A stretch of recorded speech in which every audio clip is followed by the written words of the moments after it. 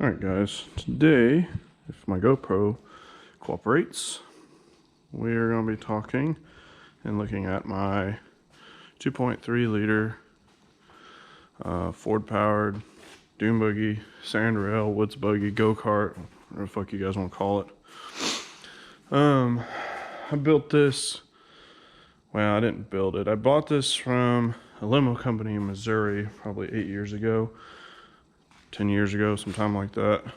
It didn't look at all what it looks like now. We've completely changed everything. There's so much to talk about. Where to start? I originally bought it because it had a bunch of good parts on it.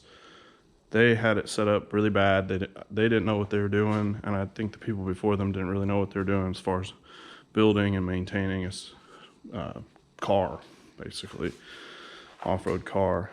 It had king shocks on it, which are expensive. When I got it, it had longer trailing arms, front and rear, expensive. Suspension seats, expensive. It already had an aspirated 2.3, not that motor. That motor has been put in recently. And since it had 2.3, it already had the adapter plate to go from 2.3 to the bus transmission, which is I think $600 or $1,000, so that's kind of expensive too. And then it had the general frame layout that I liked. I liked the style. It's a little bit longer. I wanted a shorter wheelbase because shorter wheelbase is better in the woods, but beggars can't be choosers. I've had this was street legal when I bought it in Missouri. It wasn't. Apparently Missouri has less strict rules than Texas, so we had to do a lot more to get it up street legal for here. It's currently street legal here. It has been for a long time. But man, we've changed everything. I'll find some pictures of what it used to look like, and we'll do some before and after pictures somewhere in this video. But we put stump rails on it. The rear trailing arms I actually fucked up and bent and had to buy some new ones, so I got new trailing arms, square gas tank. They had a minivan radiator in it mounted below the seats, right behind your head, which is very creepy. We put a new radiator in it. Obviously for the turbo motor, we ended up doing an intercooler and all the motor stuff. Originally the seats were mounted below the frame because the original roll cage was way too low, and so the only way you could fit in it was to put the seats below the frame. We took that out, remounted the seats. We changed not this back one, but the top. We changed the top, come on camera. Top roll cage, this front window has been changed, mounted light bars. We did a dash that was not like that. Remounted the steering. Dash is complete custom in us. Remounted the steering. Power steering, I added a winch. We cross braced, that was not there. The front is more or less set up the way it was. Obviously, well, not obviously, but I added a new steering rack. The one they had was wrong, and it had so much bump steer that I could put this wheel all the way up and this wheel would be at its max turn. So we fixed that. I think I got like 1/2 inch of bump steer at its full swing. I believe I have, if I remember correctly, it's 12 inches of suspension travel in the front and 10.5 in the rear. Can't remember right off the top of my head. Added a bumper with a receiver hitch so we can pull it, or I normally use it with my winch. Wrench has a receiver hitch. I beefed up the King and Link pins with a beef up kit. It's just welded brackets. I did front brakes on it. New tires all the way around. Ammo box, the battery we moved to the front. It was originally in the back behind the seat. Moved that to the front. That gives it a little better weight distribution for flying through the air. All the lights, all the lights are basically new. Added high-low bucket lights for street legal. Off-road lights in the front, on the top. Turn signals and running lights. So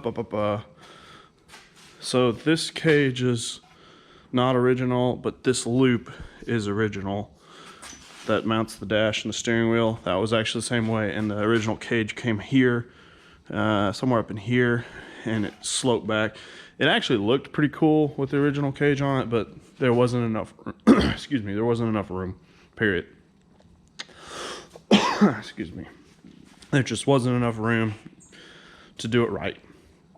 Did a floor pan that is 1/8 inch aluminum underneath our seats, keep sticks out of your asshole. New CNC master cylinder and brakes. Doing it again, I wouldn't do CNC brand. Actually, I heard they went out of business. Could be wrong, don't quote me. But I'd probably go with Willwood. I've had hell with those, and I've been very unsatisfied with their customer service, and they're extremely expensive. So, let's keep walking around. Recently, the most recent thing we did, me and my buddy did to it, it's a turbo motor. That is a 2.3 liter Ford that comes out of like the SVO Mustangs, I believe 84 model, that genre. They made it for a long time. That is used to be a pretty cool hot rod motor. Now it's kind of replaced by LS motors and blah, blah, blah. That one, I don't know what it makes. It should be around 450 to 550 if I had to guess, horsepower range. Like I said, I've never dynoed it.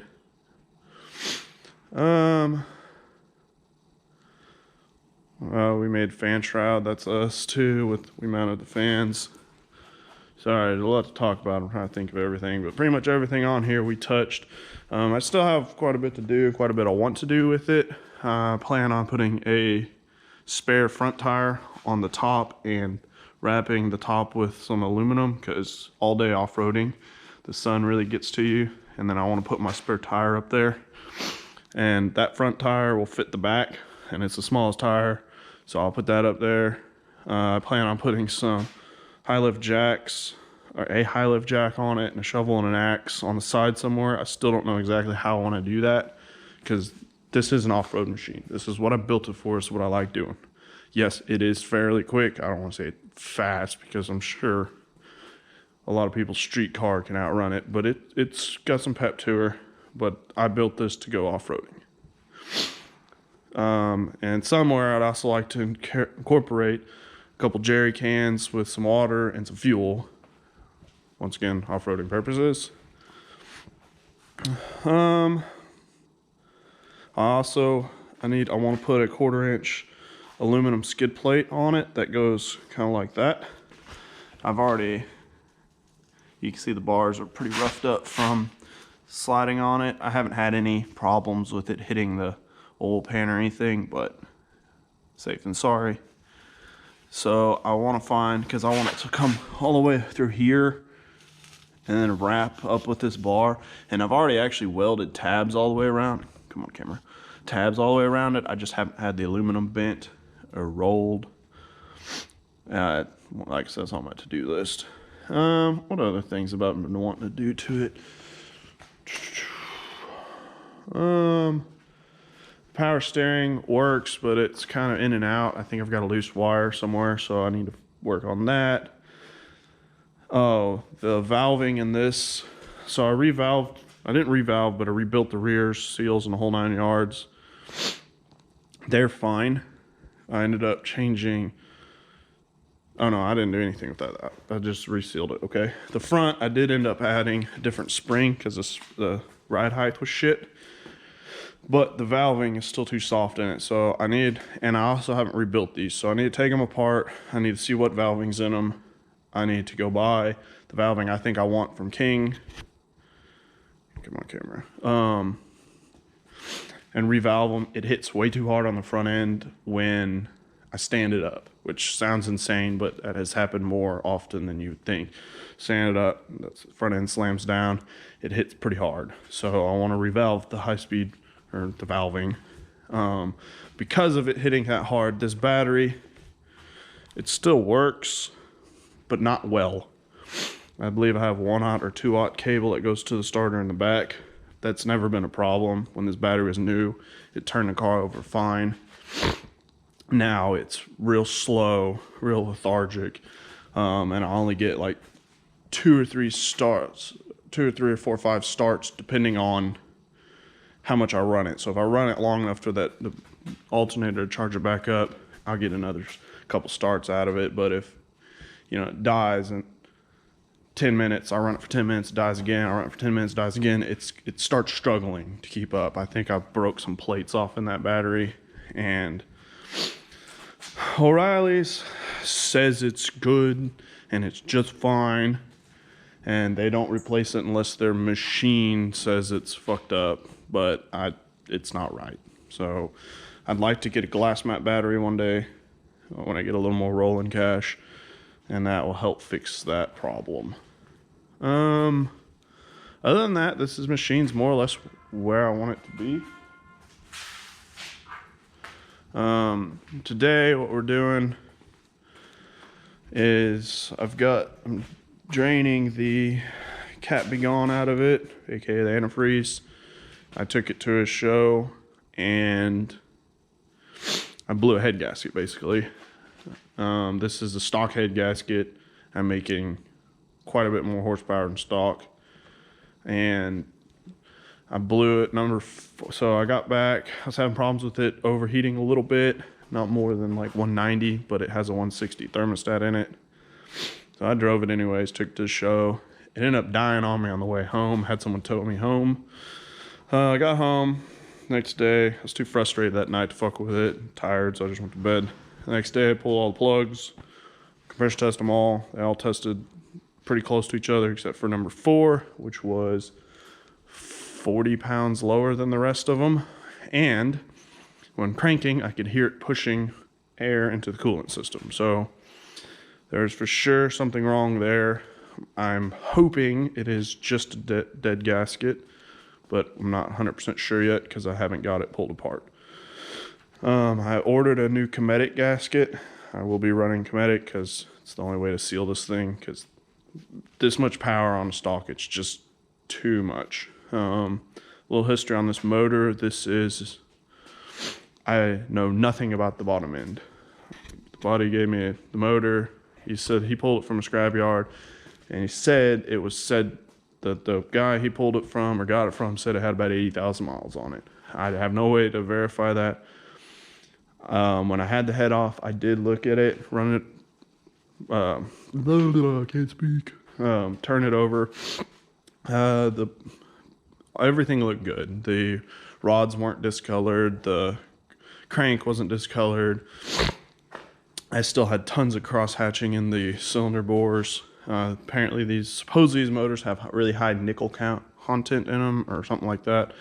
And they're really long lasting motors. The head I bought from a buddy of mine. He had done some crazy port work on it. So the head's ported. It's got the biggest stainless valves you can fit in it without doing major work. Polished, etc., etc., etc. So the head's a big ticket item for this. The bottom end's pretty much nothing. Supposedly the bottom end can hold 600-700 horsepower before you start having problems. What else it's got a roller cam from a Ranger in it. I didn't want to put a crazy cam in it because it makes it undrivable in the woods, and I built this to drive in the woods. So it taps out about 4,500 RPMs. It's pretty much done, but it pulls pretty good until then. Turbo, bought from Turbo Guy, water cooled, oil lubricated or oil cooled, whatever the fuck it is. I believe it's a 67. I don't know. I can't remember off the top of my head, and I don't feel like climbing around looking for it. I ported the lower intake, knife edged it, poured it and polished it real good. I have some pictures I'll probably see if I can inject in here too. This has a micro squirt on it, which is a mega squirt product. LS coil operated, crank trigger. It uses the distributor for the cam sensor, which is only used for starting. It's got 110 or 120 pound injectors in it. Precision wastegate, tile blow off valve, glow shift gauges. I wanted autometer, but my pocketbook said no, because autometers are insanely expensive. I think that's about it for the motor. So here shortly, probably not today, but most likely tomorrow, I'm gonna go ahead and pull the turbo off. I also have some welds. I've been having problems with this manifold. You guys probably can't see it. Let me see if I can get you. Come on, camera. So there's a crack on that one, and there's a crack over that one came completely off. I keep having problems with these fuckers breaking, so I'm gonna take this completely off and weld it the best I can, and maybe see if I can add some bracing in there. This motor is hard mounted to the frame, and this is not a balanced motor, so it does shake a little bit, unfortunately. So that's most likely the culprit of why it's doing that. But yeah, this is basically why I got into videoing. I wanted to do and show me doing projects like this. I love doing stuff like this. It's a lot of fun, but unfortunately it's really expensive, and I got into video after most of this was already done. So I'll kind of show you recent, you know, the newer stuff, and then maybe here in the near future I'll be able to get another project. I would like to do a 4-wheel drive version of one of these one day.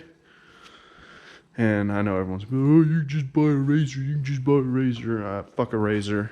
Any idiot can own a Razor. Very few people can own and operate one of these and keep them running without spending god-ass amounts of money. Plus, it's cool. Nobody else has one like this. The transmission stock. We talked a lot about the motor. I guess talked about the transmission. That is a 6-rib bus transmission. As far as I know, it is stock. I bought it from a guy off of Craigslist 5 or 6 years ago before I put the turbo motor in it. I bought it for the turbo motor. I ran through the gears, checked the oil. I did everything I could do without tearing it apart. It seemed fine. Put it on. So far, it's been running. No major issues. I will expect eventually I will destroy that transmission because I am running 33s. I do like off-roading, and 33s catching on a rock, spooled up, it's a lot of force. There's a good chance I will break, most likely, the spider gears in the differential. They are normally known to be the weak points in that transmission. So till then, I'm gonna run it, and then we'll deal with that problem another day. I really don't drive this that much because I've been busy and life excuses and blah, blah, blah. So, yeah, stock transmission. I would like to put a nice, like a Weddle or a Mendiola or something like that in there, but the price tags on those bad boys are insane. I think the transmissions alone start in the 15 or 20 grand range, and they only go up from there. So I'm not really interested in spending actually more than I have in it as it sits on just the transmission. I'm sure it's worth it, but not my cup of tea, plus I don't have the pocketbook for it. Man, I could talk about all the little details, but that pretty much hits it home on what's going on now, what I'm doing with it. I'm praying to God I didn't damage the head, because if the head's trash, I don't really have the money to do another one. Come on, camera. There we go. I don't really have money to do another one, so I don't know what I'll do. I'll probably put a stock head back on it and run it. So we're gonna pull the head off. I'm actually kind of gonna cheat. I'm going to take the intake off at the rubber boot over here. I'm gonna leave it on. I'll take all the electronics off. I should be able to just lay it over the side. I'm going to take the exhaust manifold and turbo off as a set. I'll undo it here at the rubber boot. I'll take the intake snorkel off. I'm going to try to leave all this on because I really don't feel like messing with it. And I'm going to try to take that whole assembly off. I'll take it over to the welding bench and weld it up. And then that should give me enough room. I'll have to take these water lines off. These 2 water lines off, that's no big deal. It should be gonna give me enough room. I should be able to leave the intake on. The reason I want to leave the intake on is I use aircraft sealant on all the pressure side stuff, and it will tear the seals apart, the paper seals, and I'll have to rebuild them. It's kind of a pain in the ass, so I'm going to try to take it apart without dealing with that. I have a chain hoist, so I should be able to just pick it up, move it over, and pull it out of there. And then we'll go from there. I will be checking I'll be checking all of them, but particularly number 4, making sure I did not hydro lock it and bend the rod. I don't think I did because of the way it shut down. It was running, I was cruising down the highway, kind of stuttered, lost a little power, and it cleared its throat. And then about 30 seconds or a minute later, it stuttered again. I clutched in and it died. I unclutched, got it running again, tried to give it some throttle. It had no power. It had no power at all, so I coasted off the highway. Got a friend come pick me up. So I'm thinking I just blew that gasket out pretty good, or I may have 2 problems. You know, I may have a gasket problem and I may have something else electronical going on that I'm unaware of. But we're gonna start with what I know is problem, which is the head gasket. Well, I hope it's the head gasket. I think it is, because I think all the other valves and stuff should be good. And this is a cast block with a cast head. And these heads supposedly are pretty tough. So, we'll see.